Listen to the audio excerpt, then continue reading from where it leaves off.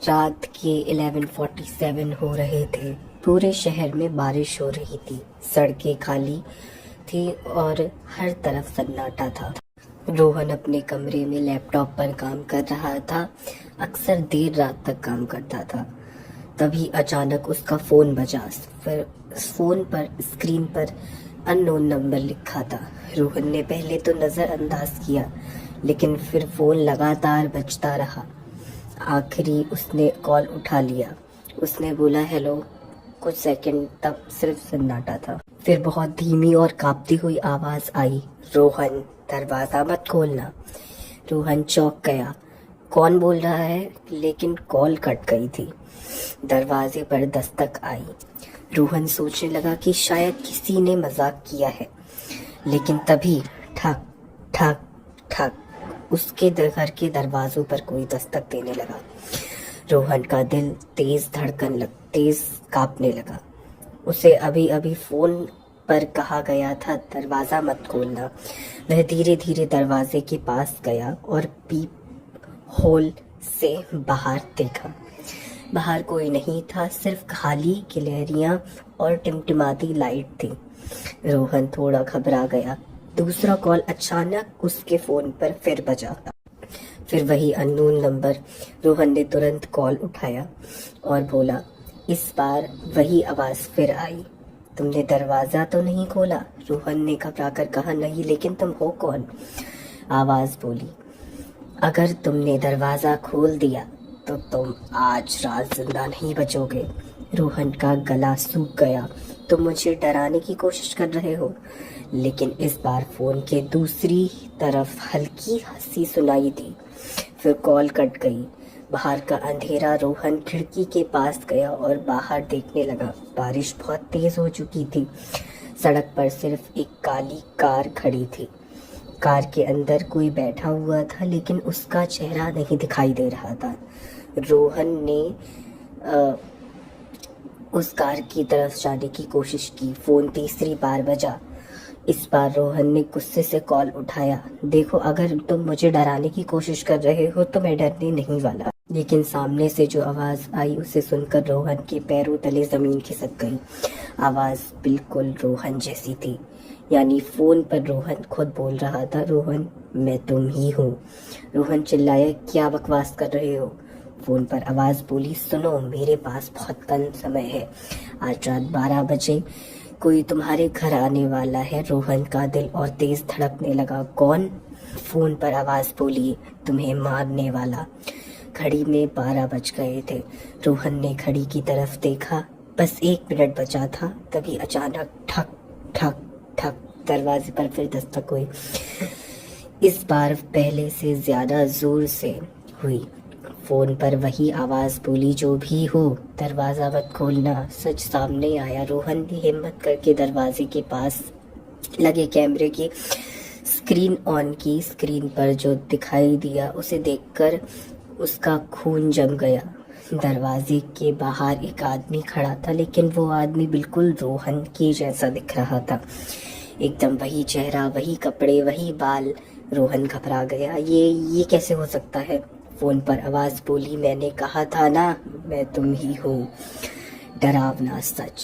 Phone पर आवाज ने कहा, 2 साल बाद तुम टाइम मशीन बनाओगे और गलती से समय में पीछे चले जाओगे। रोहन कुछ समझ नहीं पा रहा था। आवाज बोली, लेकिन उस टाइम ट्रेवल के कारण तुम्हारा दूसरा रूप बन गया है और वो तुम्हें मारना चाहता है ताकि सिर्फ वही जिंदा रहे। रोहन के हाथ कांपने लगे।